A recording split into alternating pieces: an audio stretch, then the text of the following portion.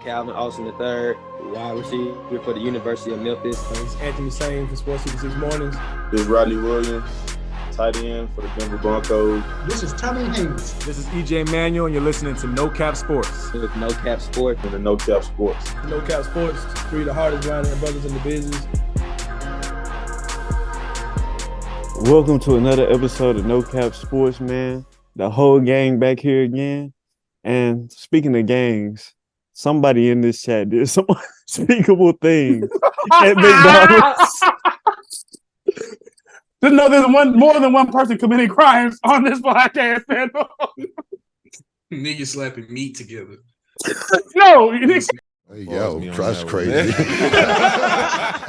raise hand. Me, I niggas, you. That's you, sir. Don't put that on us. Bro, first of all, just so everybody knows, bro, just for context, before we got started, man said when he was in high school, he used to go to the counter and say, "Can I get a McGangBang?" No, bro. That is not what happened at all, man. Bro, that was the totality of the conversation, though, bro. Have y'all never heard of a McGangBang? But okay, here's the thing, bro. First of all, like I said, for more context, like if you probably seen at least all three of us in person at some point. Like me and Van, we both played D-line in college. We're both bigger guys, so I don't discriminate towards my husky brother. But I thought McGangBang was only something that white people ordered on TikTok. Like I didn't know there was an actualized concept. Like.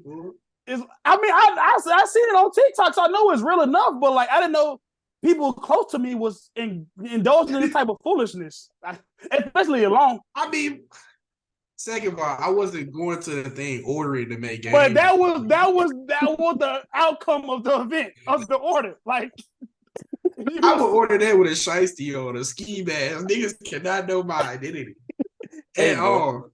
Bro, left hand on the Bible, bro. Left hand on the Bible. Man's the first nigga to ever get a McDouble gangbang. I got a regular McGangBang and put a fish fillet on it. Oh God, you right. This nigga was at McDonald's ordering orgies, like, bruh. Like, calm down. Oh my gosh, man. Nah, y'all kiki, bro. No, we had to. I ain't never got a fish fillet, bro. We had to judge you. We had to judge you on camera. That was crazy. I was gonna say you had a McGangBang. No, I have not. You ain't never had a McGangBang. Never in my life. I'm a 2 McDouble and mac sauce kind of guy, bro. Bro, I'm saying 2 hot and spicy, 3 if I'm trying to eat 1 filleted. Like I will admit to some fast shit, but that was Vince Wilfork levels of obesity. Bro, first of all, McGangBang is just a McDouble and a hot and spicy, bro. Stop saying just. Stop saying just. Just don't belong there. I don't know, bro. Maybe this is a Olive Branch or the Soto County thing. Obviously, it's not a Memphis thing. It's a hot and spicy and a McDouble, bro.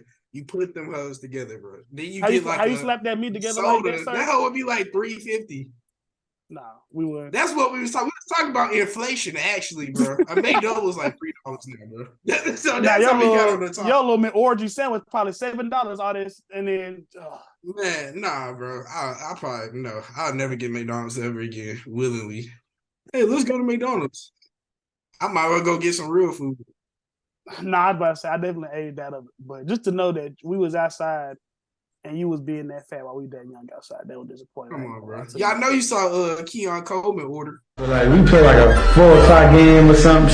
2 hot and spicy with cheese. Extra meal. We got medium fry, all your McFlurry, and a 10-piece nugget. You wonder why he had the cramper versus LSU ordering shit like that. Yeah, bro. He shitting on niggas literally, bro. Hey, speaking of, bro, I know y'all seen DeMar Hamlin. 10 things he can't live without. No, I just saw the graphic. I'm like, sir, so you was a hot cheetah girl in high school. Like, I don't know if I want to say what I want to say on here. Nah, bro. Nah, it's insane, bro. I didn't even watch the Bills game, bro. I turned it on. Somebody was getting carted off. Or they about to get They had this show, DeMar Hamlin, bro. They just had to. And I knew they was going to do that because I was there. Like, bro, this man in the face of injuries now. I know, like, he's standing there, camera ready, like, because he ain't playing. So this my time to shine. EMS, bro. This shit hard.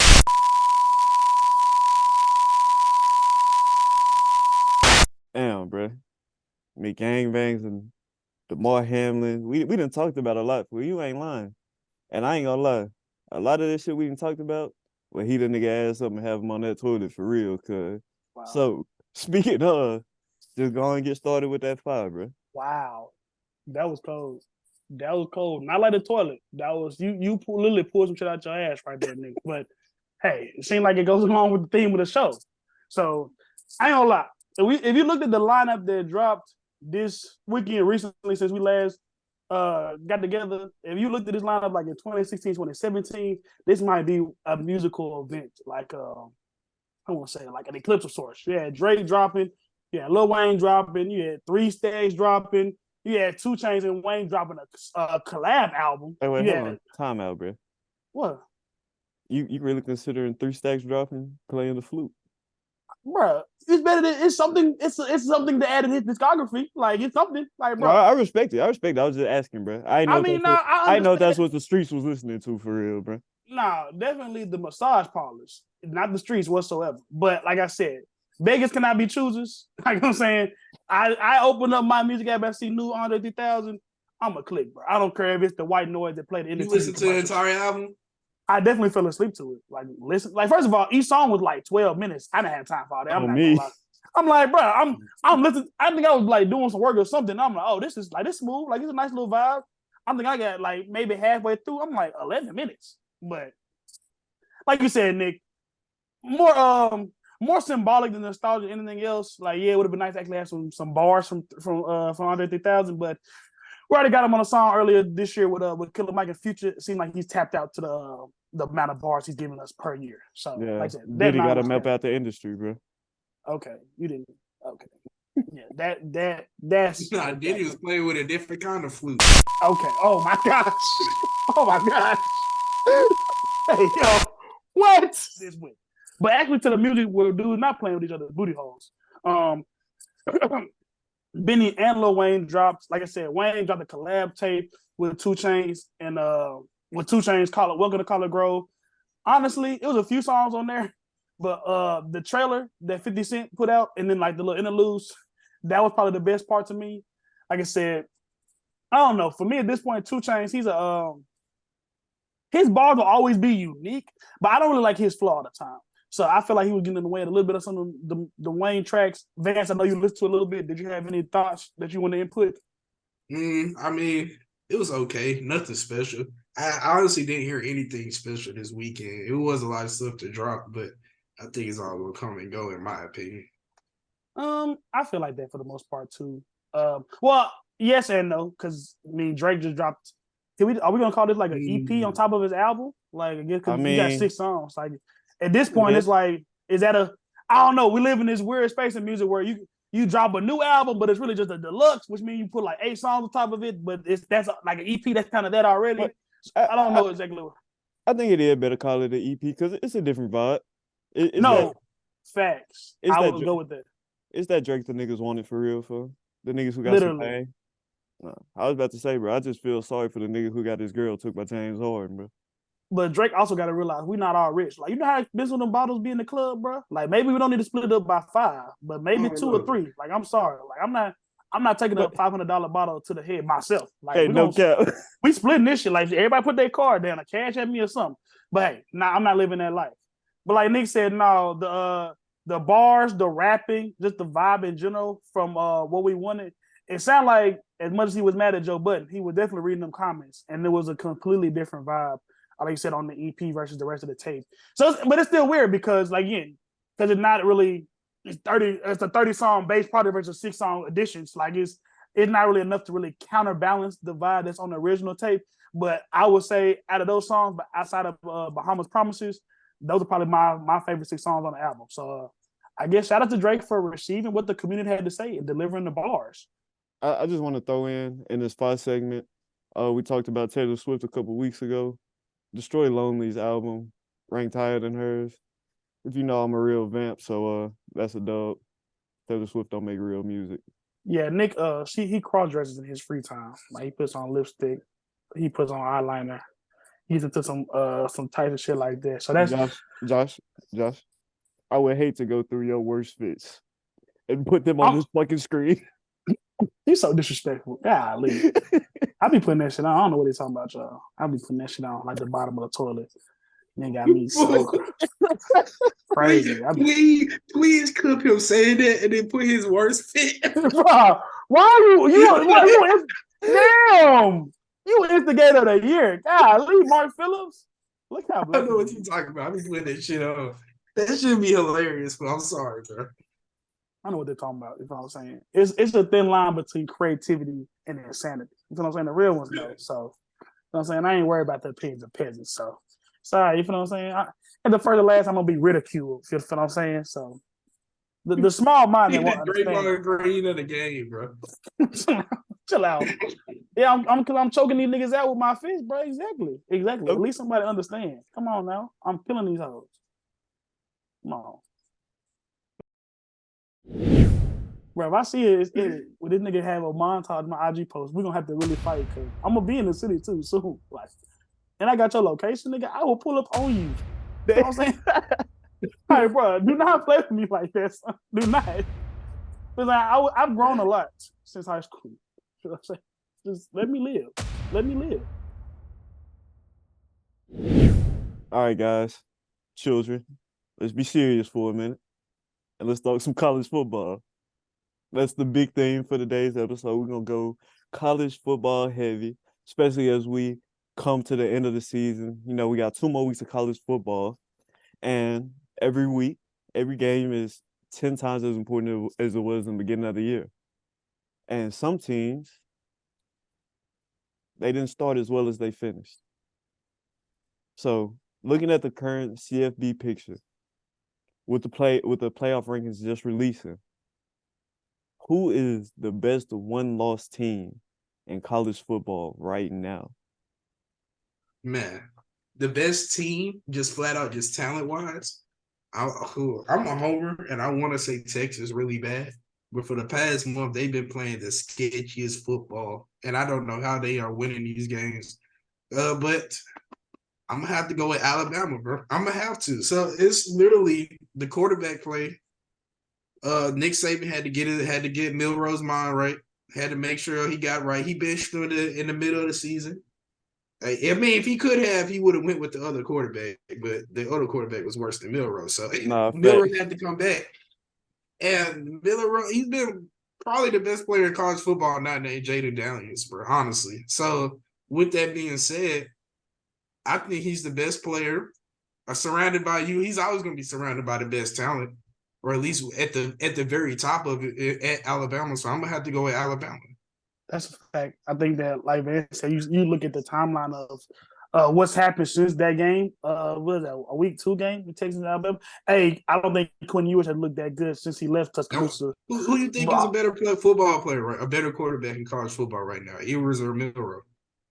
I mean, Ewers missed a lot. Ewers missed a little stretch, so I think he's still kind of shaking some of that rust off with the shoulder injury he had. But if we just looking at right now, who's playing? Definitely Milroe is putting up a better performance as a quarterback week in and week out. I mean, you say quarterback, he's been purely productive-wise, a lot of it's been with his legs. I think Quinn Ewers is probably still the better thrower of football. And even that stuff hasn't, like you said, with the shoulder injury, him shaking it off, I think that's been pretty clear since the start of the season. And like you said, looking at that Texas-Alabama game, that was the big difference winning them. But I do feel like there's been, I don't know, underutilization of Worthy and A.D. Mitchell there. And like he had, like you said, I think that was the best game that he's had since he's been there. He still really struggled to get the ball downfield to those guys. When you got 2 guys at that speed, that's what you kind of want to excel at, some of these ball throws. But thankfully, they got they had 2 of the best backs in the country before Jonathan Brooks got hurt. So they've been able to be pretty well-rounded. But for me, I'll do a cop-out answer. This probably could change based on the result of the Pac-12 championship game. But I'm going to go with Oregon. Got the high-end offensive talent, and like they're back in the Chip Kelly days. Got the Heisman favorite right now, Bo Nix. Got a 1,000-yard rusher in Bucky Irving. I feel like for the front 7, the defensive talent isn't there, but they got a guy like Kyrie Jackson as their number 1 corner, a transfer from Alabama. And you look at their resume, ain't too stellar. They'll probably be playing the toughest game of the season coming up against Oregon State, but they did have a close loss to a Washington team that's currently sits in the playoffs as of 15 minutes ago, 20 minutes ago. And also, like I said, they as much as we don't doesn't have a starting quarterback. Kyle Whittingham teams are always going to play physical, and they did beat up on them pretty good. So, and how deep the Pac-12 is, they're right at the top. So, I feel like a little bit of fool's gold, but we talk about right now, they had to be, for me, the best win-loss team in the country. Yeah, and Josh, I'm not gonna lie, if you thought your answer was a cop-out, my answer is the definition of a cop-out, bro. The best one-loss team in college football right now is the loser of the Michigan-Ohio State game. Point blank, period. I mean, eventually, we all know the big game coming up this weekend. They got to play each other. They currently sit at 2-3 in the college football playoff. So I think no matter how you cut it, no matter how you look at it, they're one loss. And the performances they put up so far this season, going through the Big Ten unscathed and dominating throughout the schedule, their one loss is a lot better than anybody else's one loss. McMillan got there. LeBron and his Cavalier teammates dancing down there in the end zone. This is his first experience in Columbus for this rivalry. It's a bucket list day for LeBron. So yeah, man, you talk about Michigan needing to win this game and them, like you said, that this win potentially being more important for Ohio State. But for me, if we just looked at this from a little more macro view, I don't think that Michigan needs to be able to be in the CFP regardless. Talk about with the Connor Stallion scandal. It seems to be a multi-year thing.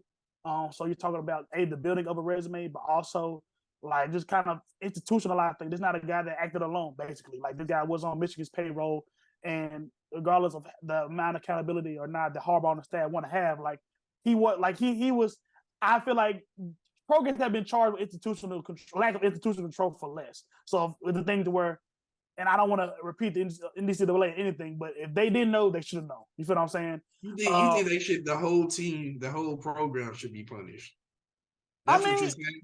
That's how if we want to talk about the NCAA's arbitrary way of punishing, we can do that on another day. But I don't think there's an effective way to do it without punishing the entire program. And you're talking about the kids and whatever, but how about the other 6 to 8 teams behind them that could be their shot if Michigan doesn't cheat? You feel what I'm saying? So it's not this ain't impermissible benefits. This is, for me, this is a multi-year scandal of like pretty blatant cheating to the point where like the Big Ten has acknowledged that they are guilty of this. So I don't know. Any other cheating of this form, any other kind, like there will be a lot more severe punishment. So I'm not really rocking with them even being ever before. Locker rooms, a lot like my mom's bathing suits. Like to see them in one piece. Obviously, the Michigan-Ohio State game has major college football playoff implications, with those current teams being ranked 2 and 3 in the most recent rankings. So now, let's look more holistically and look at the Final Four. Who would you predict to be the Final Four? Right in here, right now. And I'll jump it off, bro. And number 4. And number 4, it just don't feel like college football playoff without Alabama. So at number 4, I'm gonna go Alabama. Number 3, give me Ohio State. Number 2, I don't like the lack of respect this program has gotten. And I think they will solidify it with a victory in the Pac-12 championship game, and that's Washington. I think they have a number of quality wins. You look at the win they have over Oregon State on Saturday, the win they had over Oregon to start the season. Like, you just can't keep denying this program, bro.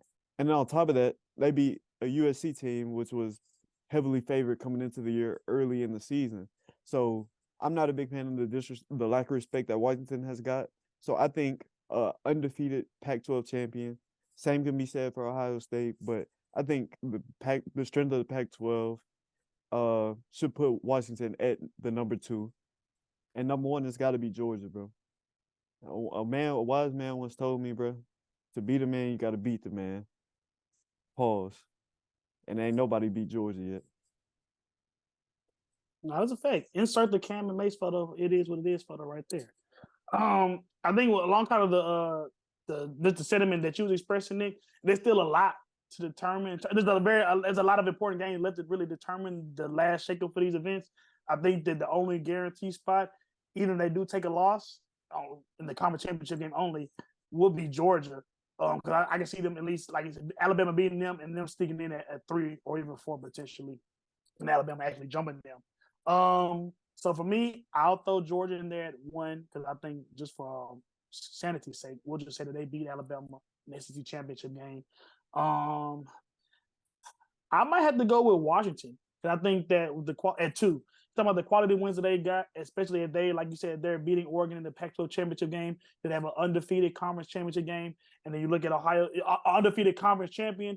And if you look at Ohio State, Michigan, like yes, one of them will still be undefeated, but I would say schedule to schedule, Washington probably would. If they beat Oregon, they would have more quality wins between the 2 Oregon games, Utah, and then Oregon State. So I would move them up to 2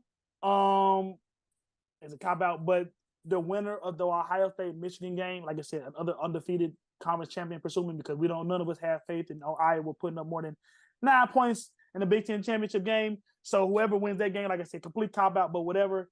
And for me, because like you said, you're talking about Alabama, you're talking about Texas, who's beat Alabama but had looked really shaky. But honestly, I will reward the strength of the conference this year, depending on what the loss looks like. I know it will be 2, but it will be 2 losses to a CFP team. I will put Oregon in over Texas or Florida State. Like I said, we still got a lot of shaking up to do. It will be really determined on Florida State beating Louisville in the AC championship game, which we could ignore because that would be a top 10 win too. But also, we just got to take a macro step back and see the ability of the ceiling of this team without Jordan Travis. But we're talking about this Florida State team currently constructed versus Oregon. Even with 2 losses versus even potentially undefeated, you got a second-string quarterback in a rather weak conference versus a 2-loss team with 2 losses to a CFB contender and a guy that would be that looks right now to be the Heisman favorite. So I think that, like I said, it's very determined on what these conference championship games look like. But I would go Oregon, Ohio State, Washington, Georgia. Yeah, I agree with you on the conference championship caveat. If you don't win your conference championship, you're not getting in. With that being said, my number 1 is Georgia. I think they're going to outlast Alabama in that championship game. It's going to come down. I think it might go to overtime, but I think it's going to be close. But I don't think Bama's the team of destiny to finally knock out Georgia. So I'm going to have them going undefeated into the Final Four.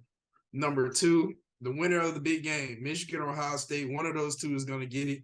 And I think it's going to be Ohio State, man. The John Harbaugh situation, you can't overlook it. They're a different team. It doesn't feel the same, different vibe. I think Ohio State is going to find a way to win that game once again. That leaves 2 more teams. Another conference champion. I agree with Nick. I think it's going to be Washington. I think they're going to outlast Oregon, and I think they're going to get that 3rd spot. They actually jumped Florida State this week in the college football playoff rankings. They went up 1 spot. So that just shows me Washington and Oregon, they're sandwiched with FSU sandwiched in between. FSU, with that being said, Washington or Oregon, one of them is going to get in as long as Oregon takes care of business against Oregon State this weekend. So that leaves a Pac-12 champion. So now we have a 4th team, and it's going to come down to FSU. If they win, they're in. Do I think they're going to beat Louisville? My answer is I'm going to say yes. 5 minutes later. Florida State is going to lose. You just convinced me. Florida State's going to lose. My 4th team is going to be Texas. I think they're going to get in. Alabama's going to lose. So that's going to be 2 losses for Alabama. I think Washington's going to win. I think FSU is going to win. Texas is going to be the best 1-loss team. I think we're going to get 3 13-year-old teams and 1 12-1 team. I think Texas is going to beat in that 4th spot, and they're going to take on Georgia and get cream pie. Okay, well, that was very graphic. But we're talking about potential 1-loss conference champions making it in. And when we talk about the SEC, we can't completely ignore the ACC. So we talked about before we got on wax the potential Alabama jumping up with Georgia still staying in. If they beat Georgia and SEC in Atlanta, what do we feel about if Louisville completely dominates Florida State and their potential to jumping in? Probably at 4 because it will be a similar Alabama range coming from 8. If Jordan Travis was healthy and they got smacked like 49-14, 49-21, it would be a conversation. But without they starting QB, it's gonna be easy. Just like how you said they should throw Michigan away. Louisville's at 10. Like, come on, that's pretty disrespectful. Like, that's crazy. They just hit the top 10. What, last week? Yeah, last week. But I mean, Jack Plummer is your starting quarterback, so at Louisville speaking, so I'm not mad at the ranking that they have received. I don't know. You talk about depending on, and you put up the chaos graphic, you might have put that one in there, Nick.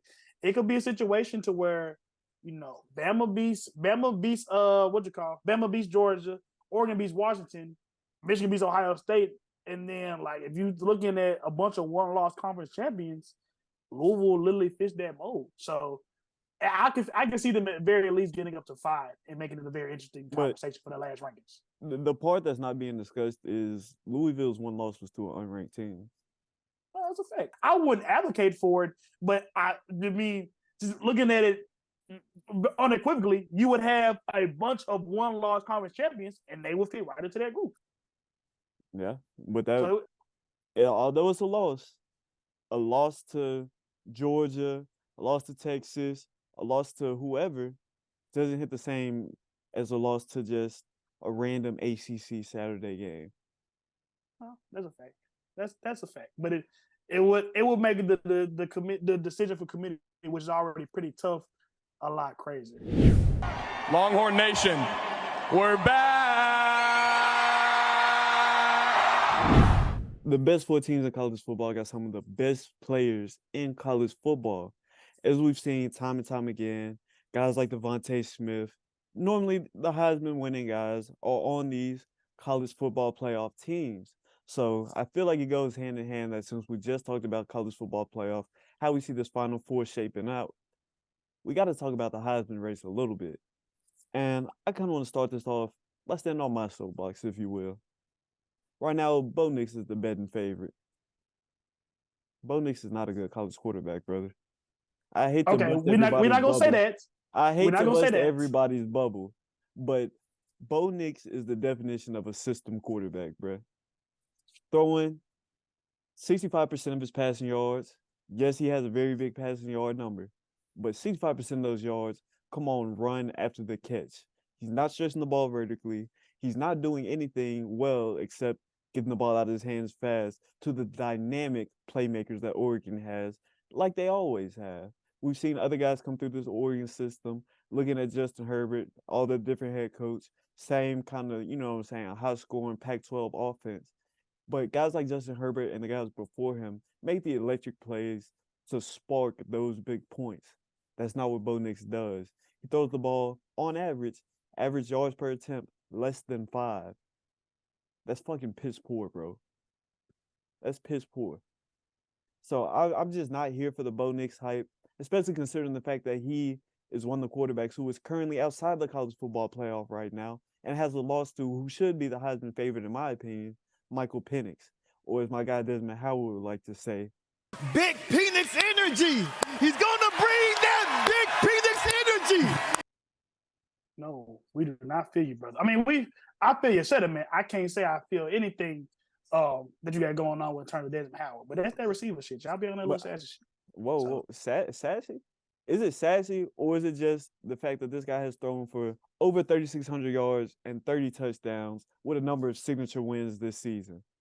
We saw the end of this Oregon State game on Saturday, where instead of running the ball, run the clock out, you know what he did? He put a fucking ball to your back. A fucking dart in Romeo Odunzi's chest.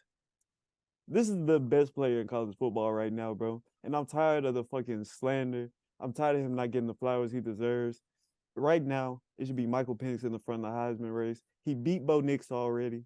And it's just no question. If Bo Nix is the betting favorite and this guy beat him, who's the real favorite, bro? Yeah, no, I agree. I completely agree with that sentiment about how Bo Nix is the better favorite and he lost head-to-head to the dude. He didn't even I can see he flat out outplayed him. He didn't outplay him. Like he didn't come close to outplaying him, bro. He did not at all. So my Heisman winner is gonna be the winner. Gonna have an RG3 type season. Then win it. Not gonna be in a New Year's Six Bowl. Not gonna be in a national championship, college football playoff, any of that, man. But he had a crazy season. The best player on the best offense that I've seen since the Joe Burrow team, and it's also LSU quarterback. I'm gonna have to rock with Jaden Daniels, man. And it's incredible what he's doing. Truly, his worst game was the first game of the season against Florida State. They lost, but they still scored 24 points. Let me tell you how many points. LSU's defense is the worst Power 5 defense in college football right now. Hey, like no I don't cap. even think about who the sorriest team probably in college football. I don't. They worse than Colorado's defense. Let me put it like that. Anyways, they scored 56 points, 52 points, 28 points, 62 points, 48 points, 49 points, 55, 34, 41, 72, and 24 points. He's been putting up points, and more points. He has 46 touchdowns. He has six out of his 11 games. He's thrown at least 3 touchdowns, and he's ran a touchdown in 7 out of 11 so far in the season. He still has 1 more to go. And so it's just the stuff he's been doing is incredible. It's the best offense in the nation. And honestly, if his defense could even play a little bit of defense, just a little bit of defense, they would probably be going to this weekend and still in a conversation to make the SEC championship game. I knew he was special all season, but I knew he was really like that in that Florida game. Over 300 yards passing, over 200 yards rushing. That's insane, bro. That's insane. Nah, he's goated. He's goated, bro. 1,000-yard rusher. Now he's come a long way from being a guy that was viewed as more of a problem, like a guy holding back that offense at Arizona State, and transferring south to LSU and Chip Kelly. And like I said, I said it before. It's been shocking to see just the tradition of LSU and how bad the defense has been this year.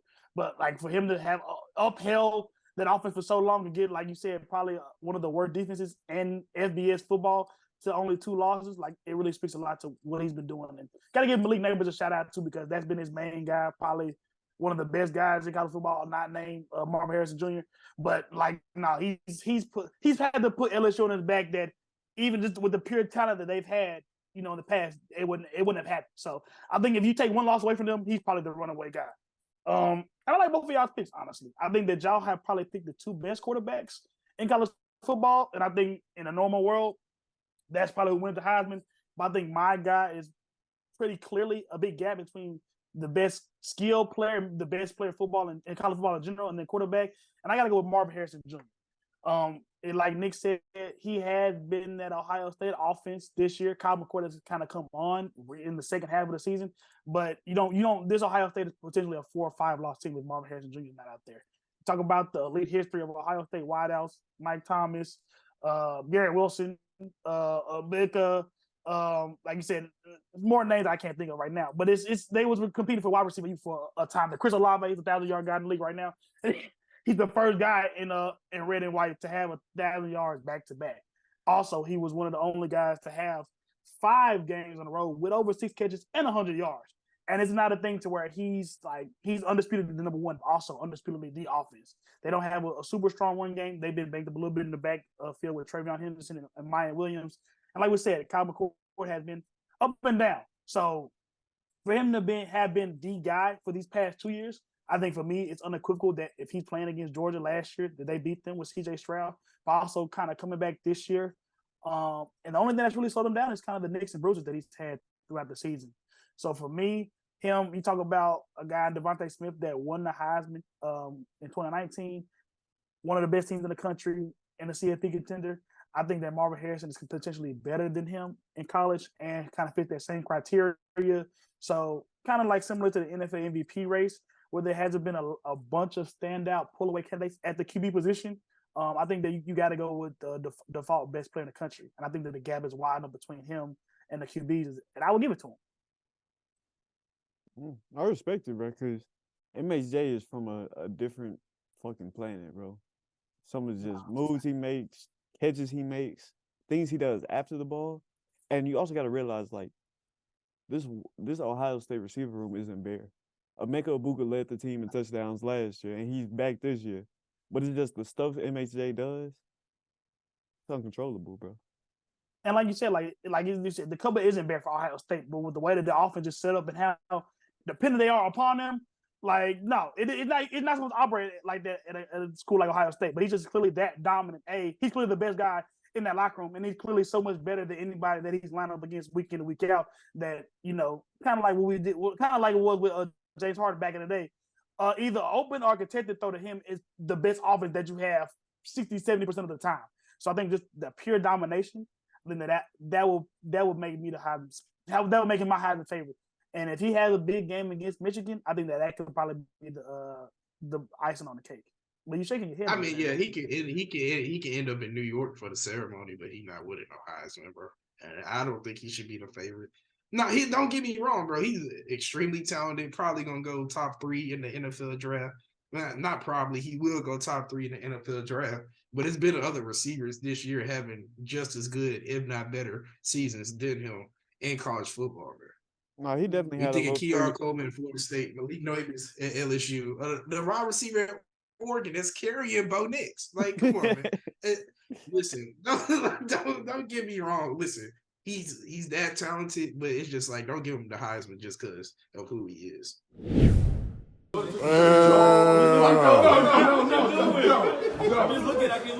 that nigga shit out. He out of this bitch. Nigga suck anyways.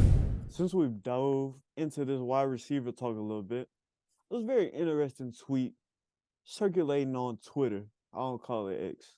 Circulating on Twitter over the recent weeks, talking about MHJ and if he's a better prospect than Jamar Chase. Now, everybody got their own take, got their personal preference. And I would personally say it's close. But for no cap's sake, man, what we finna do is we finna get y'all our top 3 receiver prospects of recent memory.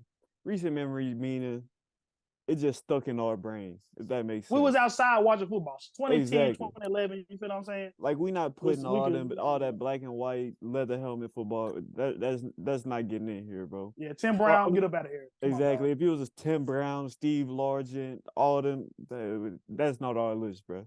So our list, recent memory, top wide receiver prospects. And I ain't gonna lie, this is gonna be a good one. So I'm interested to see what y'all got to say.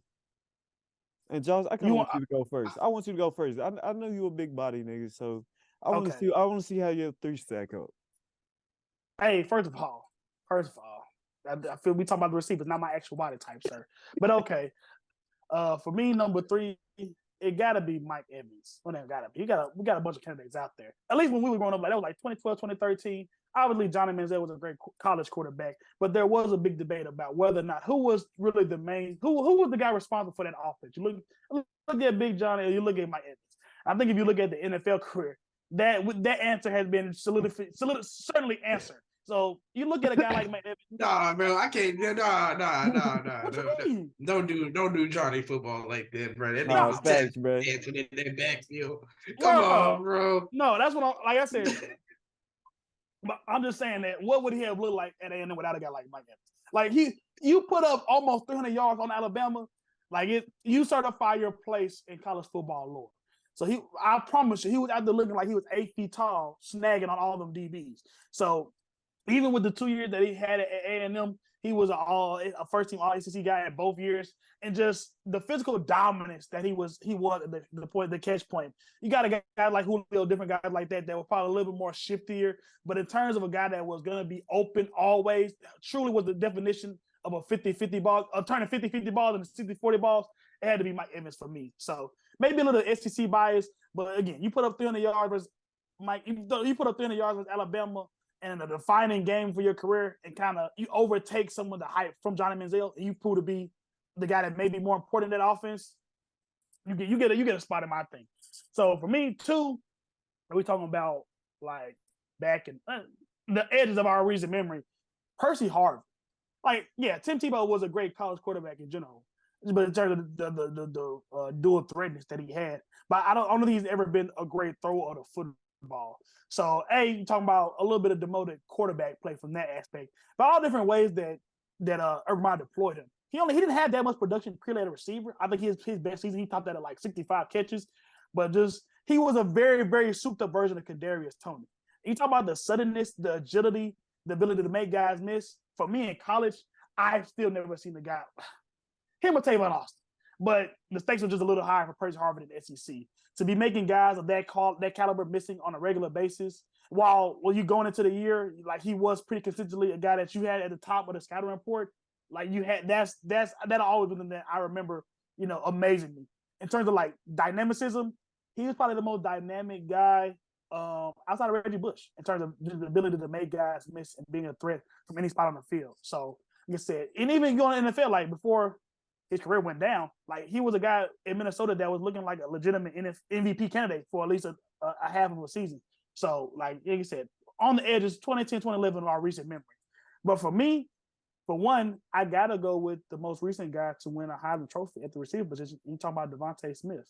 And honestly, there were a lot more other Alabama guys in contention for this award, for the first spot. Talking about a guy, Julio Jones, like Nick says, I'm a big fan of the big body receiver guy. He was kind of the mold at Alabama, but he had a little bit of a disappointing year in his sophomore year. He wasn't super consistent. Guy like Amari Cooper, who was the modicum of consistency at Alabama. I think he ended with over like 300 catches over his career. I think 100 in each season. Or even a guy like Jerry Jeudy, who whatever in the pros, but he was the number one for a receiver, one of the best receiver room in college football. We're looking at him, Smith, Jalen Waddle, like all of those guys. But for me, when Devontae Smith grabbed the reins, kind of in a similar way like this in 2019, where there wasn't a dominant quarterback candidate to be out there, but man, just his ability to track the ball, his ability to kind of that same way with Marvin Harrison Jr. Be consistently open, and it's like I don't know how he's winning, being only 140 pounds, but he's just consistently winning. He's kind of wiry, strong to where like you wouldn't expect him to have that much juice in jump off situations, but he does. But man, the routes we talked about, Jerry Jeudy's like stop and start. That may be a little bit better than Devontae Smith, but in terms of being able to run the full route tree and make every route look exactly the same, and Nick probably knows a little bit more of this than me, but I never you're setting up a dig like a post, and you're making an end look like a slant. Like this guy, like the epitome of no wasted motion. And for a guy like Devontae Smith, who doesn't have a lot of elite physical characteristics, it was like surprising to see him dominate week in and week out like that. So obviously, I feel like college football kind of agrees with me. There hasn't been a receiver that's won a Heisman for a minute before he won it in 2019. But also, yeah, for that Alabama team to where like we know that the defense kind of they're like I said, they're kind of the nameless faces, monsters on defense that we see this year or even last year with Bryce Young. They're not known for a lot of dynamic offensive talent like they were back in the day. And yeah, I will say for my money, Devontae Smith, the most dominant college football receiver in recent memory. I respect that list, bro. It's a very good list. Yeah, I agree. I mean, I can't argue with you, especially with the last pick. Literally, he's going off of the Eagles right now. So with Devontae Smith, you can't go wrong with that pick. And I mean, listen, all three of those receivers are gold. I went with three completely different receivers. This is literally my personal opinion. And the first one, there's so many players I had to do a cop out. I'm gonna have to rock with the guy that finally had Memphis Tigers break through to the New Year's Six Bowl, and that's Anthony Miller, man. The king of Memphis, KOL. Literally, probably the best receiver in Memphis history. I think he was even better than Isaac Bruce, man. Listen, the dude, he carried Memphis. Hey, he was that cold. Hey, I'm not gonna lie, the Anthony Miller and the Paxton Lynch, Riley Ferguson years, that was good Memphis football, bro. Like Memphis football. Was getting crazy uniforms. Like we was up, bro. No, we was up. A long way from the days of Larry Porter. That's a fact. That's a Fendi fact. And the coach right now, that man's so trash. But anyways, I'm gonna move on to number two. Listen, I'm a couple of years older than y'all, but I think y'all can vouch for me when I say Michael Crabtree was him back in the day, man. Everybody remembers that one game when Texas was back in the day. Listen, Michael Crabtree, he ended Texas football for 15 years. It was Michael Crabtree that did that, literally. What 6 seconds in the game? Yeah, back corner pylon. Tiptoeing into the end zone, bro. Like the nigga was him. Listen, I thought he was gonna be all pro everything in the NFL, man. But when we saw how that turned out, anyways, he was a solid pro. But you can't get your chain snatched, bro. It makes you look very puss. But listen, he had in just his freshman year, 134 catches, 1,962 yards as a freshman. 18 years old, putting up 2,000 yards and 22 touchdowns. Came back the next year, had 19 touchdowns. Like, come on, bro. And another 1,100 yards. Michael Crabtree was him. Texas Tech, they was popping back in the day. And then, even just 5 years ago, they had Patrick Mahomes. So Texas Tech, they've always been an offense explosion. Michael Crabtree was the premier wide receiver, and I remember that as a little kid, man. So I'm going to have to rock with Crabtree as my second choice. Then the last one is another cop-out. Greatest highlight football tape of all time, Tavon Austin, man. That's all they need to say. I love it. I love it. So, getting to the guy who really know the game, man. I'm really in the field for real. So, at number 3, this is a hard one, bro. There's a lot of great receivers out there. But there's none better than that dude that put on 14 at Millsaps College, Austin Russell, man. That man was special. But I'm just playing. That's my dog, though. That's my dog for real. At number 3, I had a hard time. I was going back and forth. Justin Jefferson, Devontae Smith. Justin Jefferson, Devontae Smith. Because in my opinion, Justin Jefferson's time at LSU, he was way, way colder than Jamar Chase. That was my hot take back in the day. Jay Jettis over Jamar Chase. Man, turn on your Chick-fil-A order, bro. Calm down. We can hear you in the background. Get on mute. Fuck you, bro. Hell, that McGangBang can wait, brother. Relax. But like I said, for me, I was going back and forth. Justin Jefferson, Devontae Smith. But one game set it apart for me. And that was that 2020 D. Smitty performance at LSU. 8 catches, 231 yards, 3 touchdowns. One of them a one-hander over Eli Ricks, former 5-star prospect. And that right there, that earned him my number 3, man. D. Smitty was crazy in college, and I would be remiss to not put a Heisman winner on my list, bro. At number 2, this is crazy because I was only 7 years old back then, 7, 8. But college Calvin Johnson, 3 touchdowns as a freshman and a game winner at Clemson. Unheard of, bro. Unheard of. Bro was so good at Georgia Tech that when he left, they went triple option. That's how good of a player he was, bro. And my number 1, place I hold very near and dear to my heart, bro. Tavon Austin, bro. Like Van said, greatest football highlight tape of all time. I watched that tape before every game. I was just like, damn, that nigga was cold. He was so cold. He was so cold that was like, hey, little nigga, you look good with that ball. How about we just hand it to you instead of throwing it to you? Put him at running back his senior year. Absolutely just I hate to describe it like this because it's pretty graphic. He absolutely Kevin Gates Oklahoma when they matched up. Oh, in their stomach. No cap. Wow. Hey.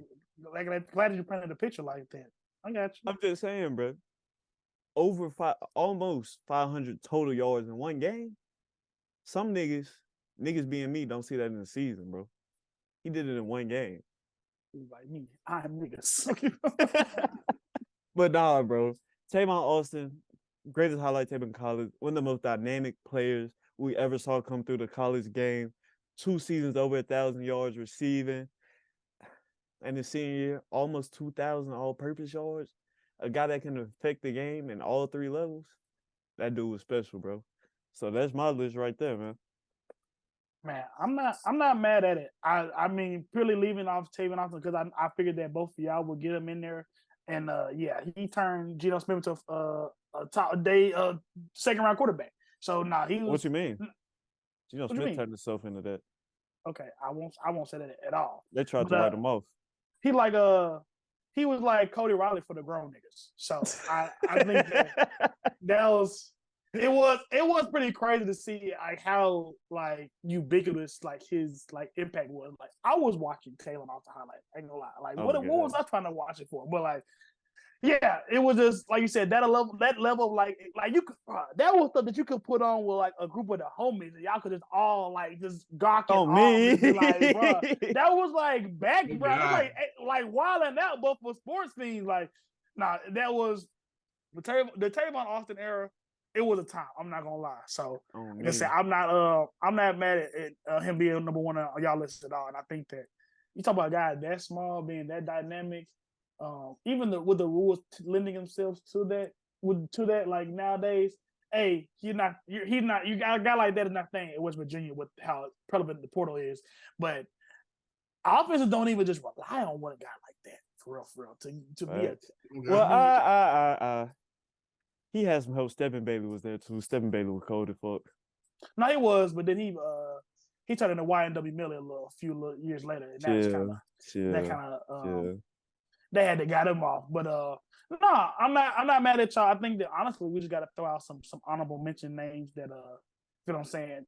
Oklahoma State had a decent run. I think in terms of receivers, we got Dez Bryant, James Washington, who won 2 Biletnikoffs. No, that was Justin Blackman. Blackman won. But no, got those like that trio out at Oklahoma State. Those are all big guys that could be like defining guys for a program. So I think we would be remiss not to include them. Got like Corey Davis, who got Western Michigan to a New Year's Six bowl and put PJ Fleck on the coaching map. Essentially, I think that we got to shout him out too. Somebody I threw a little bit of sauce to, but Julio Jones, 2011 at Alabama. Like I said, kind of the prototype height, weight, speed guy. And you cheated a little bit, Nick, in terms of putting Calvin Johnson out there. I ain't gonna lie, but we're gonna kind of go back that far. We got to put a guy like Larry Fitzgerald on the map too, in terms of like the precedent of what Pittsburgh football. We ain't that old. We over. We ain't that old. No, I'm just saying, bro. Like my first memory of him was literally just on the video game cover. Bro. I don't remember that season. Nah, that's a fact. But I mean, difference between 3 and 7. I mean, this is different. But we wasn't. If you put Calvin Johnson on it, like we got to put. That's how. Hold on, wait. That's how old I am, bro. Nick said Madden. I was thinking NCAA. Oh, like, my fault. Like, come on, bro. That's how you know I'm old. Jesus.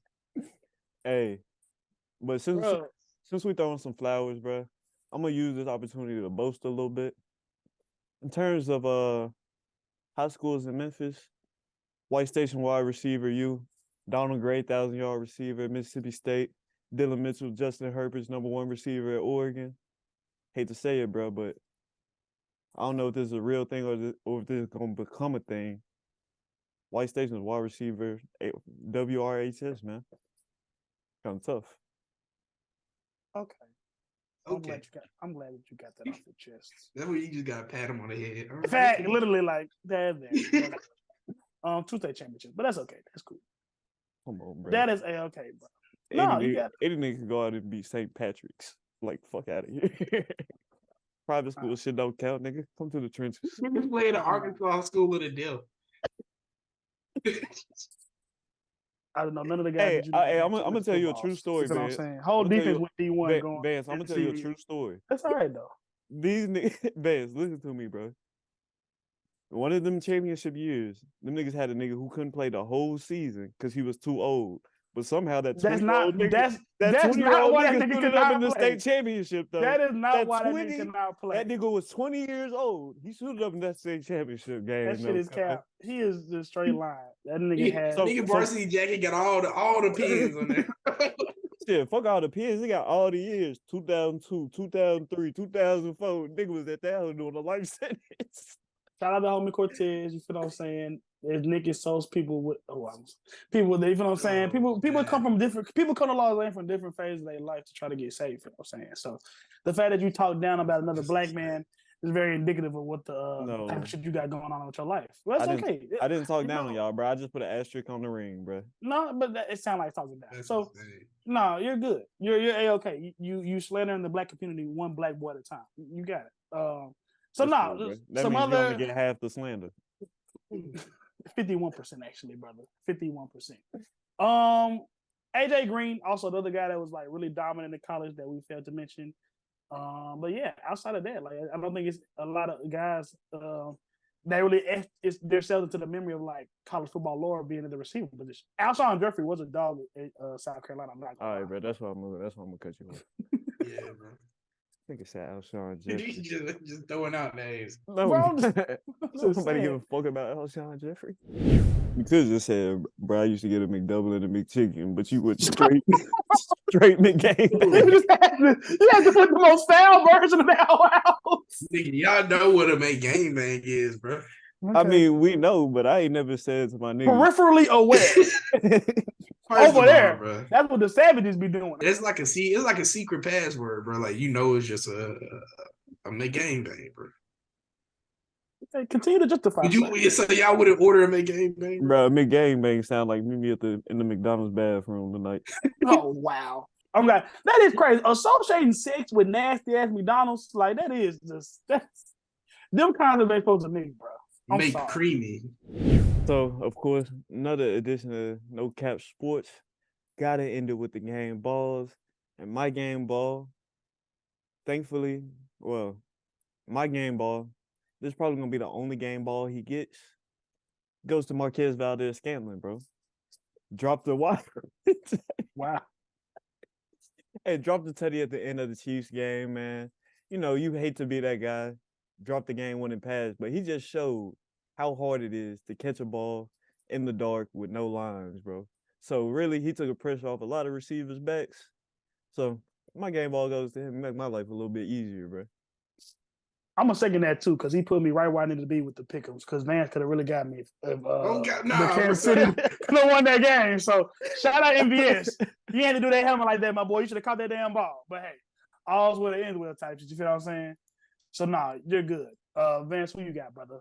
Ooh, I might have to go. I'm gonna go with two game balls. That just popped something in my mind, bro. So we're talking about it's a basketball city, it's a football city. You know, they've been talking about funding. Fred Smith just donated 50 mil to the Liberty Bowl, University of Memphis. University of Memphis is gonna match that, and they're still getting $120 million in funding. So that totals to $220 million in funding for the Liberty Bowl. And now Memphis, they get the rights to that, and it is no longer owned by the city. So that's hard. Congratulations to the University of Memphis and Fred Smith. And he the whole little Grizzly, what you call beef too with that. So that was oh, God. Yeah. That shit had Twitter in a chokehold for like 2 days. It was some nasty stuff going on with that. But also, you know what? I guess in one game ball, because it's gonna keep going to the University of Memphis, and that's their soccer program. You know, the men's soccer, they made it to the round of 32.